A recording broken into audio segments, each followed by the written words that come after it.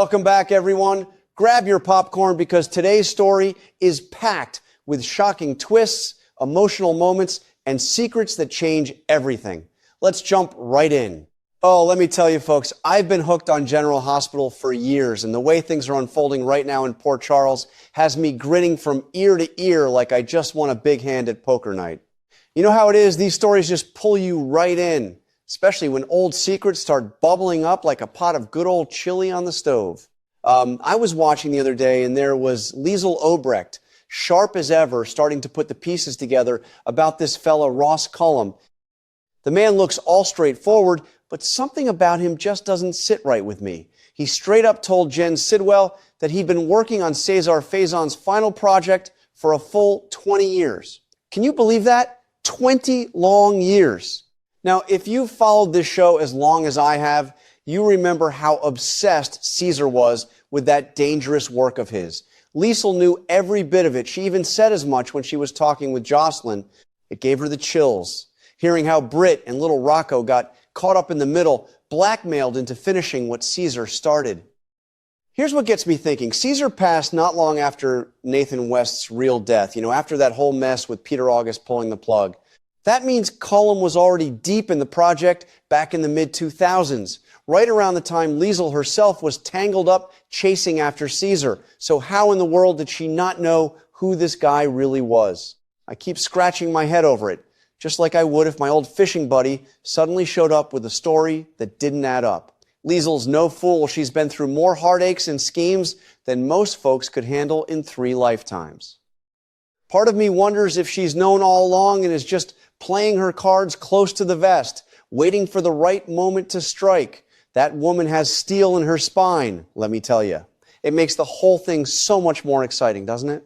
These layers of lies and hidden connections remind me that in life, just like on the screen, you never really know who's been standing in the shadows all this time.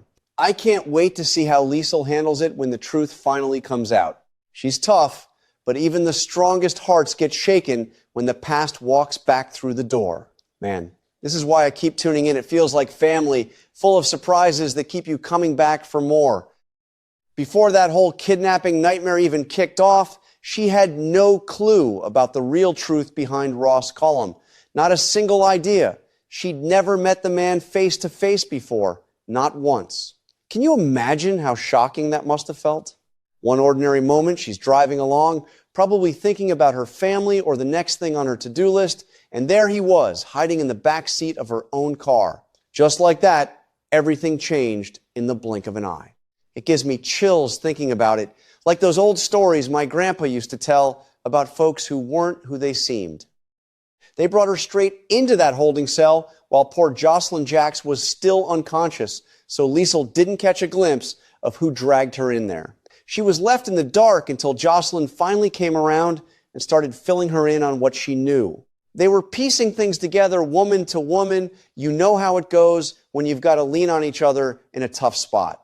Then, right in the middle of it all, in walks Cassius Faison Ryan Pavey, playing him with that serious, intense look that makes your heart skip a beat.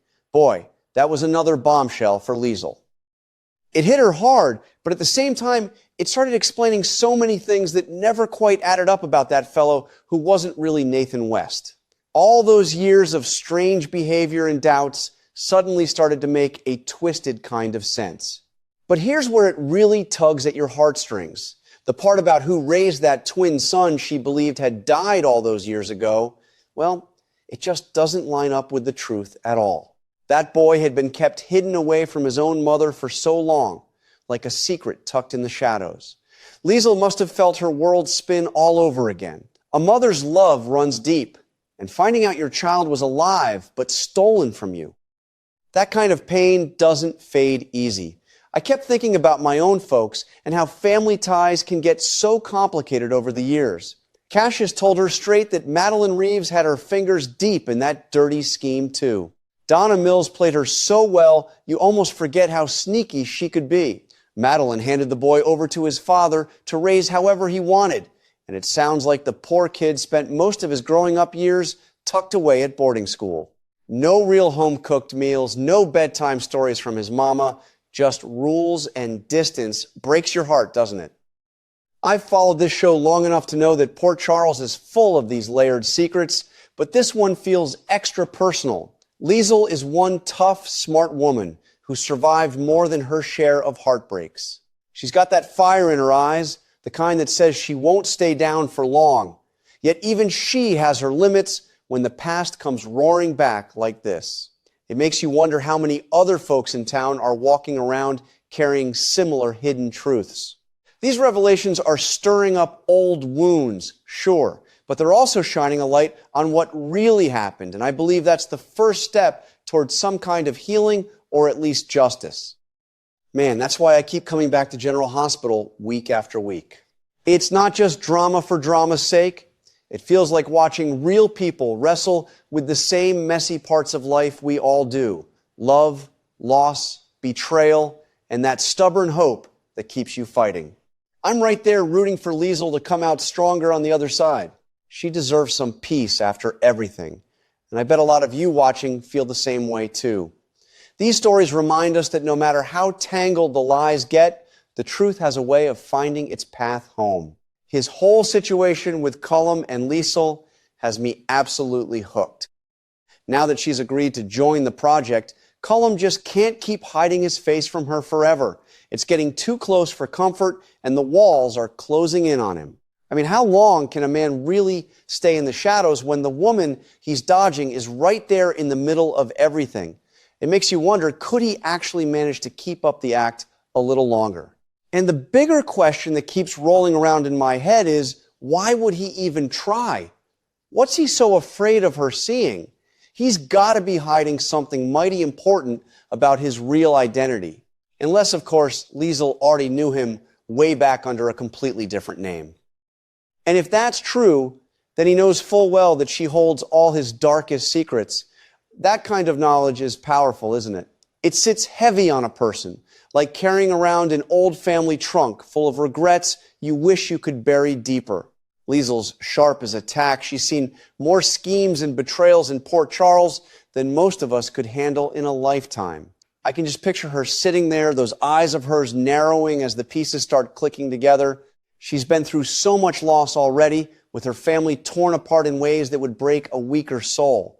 But this feels like it's stirring up old ghosts she thought were long gone. And things are heating up fast in town. With Pascal Levesque disappearing into thin air, folks are saying he might be stashed away on sunny Corinthos' island.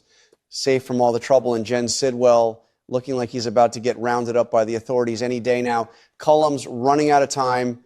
He's going to have to step into the light and show his true colors real soon, whether he wants to or not. No more sneaking around in the background. Port Charles has a way of forcing these things out into the open, like when the tide comes in and washes away all the hiding spots on the beach. It gets me thinking even harder about who this Cullum fellow really is.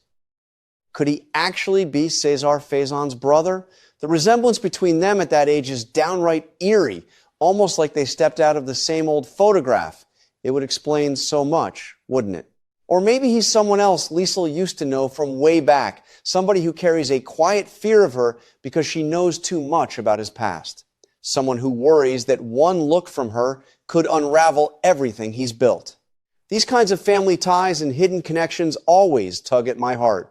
They remind me of the stories my old neighbors used to share on warm summer evenings, how blood can bind you tight, but secrets can tear everything apart if you let them. At the end of the day, that's what keeps me coming back to this show year after year. It isn't just made-up drama.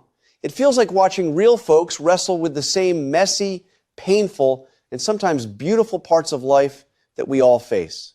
Liesl deserves to finally get the truth after everything she's endured.